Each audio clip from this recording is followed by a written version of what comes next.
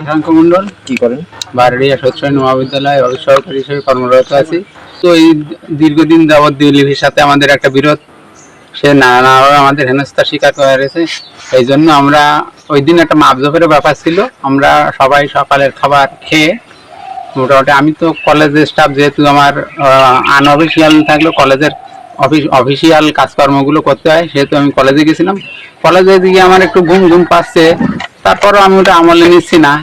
এরপরে আমার মেয়ে আমাকে ফোন করে বললো যে, বাবা তুমি বাড়ির দিকে এসো, আমাদের এই কাকুরা সবাই খেয়ে অচেতন হয়ে পড়েছে, ডাকলে ডাক শুনতেছে না। এরপরে আমি বাড়ি চলে আসলাম।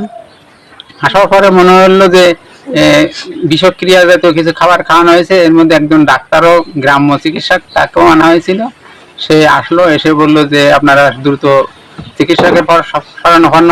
আমরা সঙ্গে সঙ্গে দেরি না করে, অ্যাম্বুলেন্স যেহেতু সমস্যা এখানে, তাই আমরা 4টে ইজি বাইক নিয়ে প্রায় 20 জন, 4 ফ্যামিলি 20 জন মতো লোক, আমরা সবাই ডুমুরিয়া হাসপাতালে ভর্তি হই। সেখানে যে আমার ছোট ভাই সঞ্জীব মণ্ডল, তাকে সেখানে তারা ভর্তি করেনি, তাকে 250 বেডে রেফার করেছিল। আর যারা ছিল মোটামুটি সবাইকে ওইখানে সেবা মানে চিকিৎসা দিয়ে মোটামুটি সুস্থ করে রাখায়।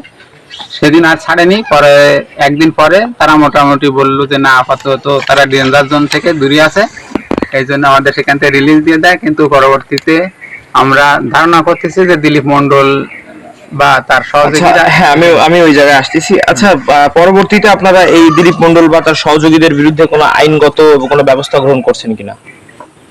আমরা দিলীপ মণ্ডল যেহেতু আশা করতেছি, সেই জন্য আমরা থানায় একটা অভিযোগ দায়ের করেছি।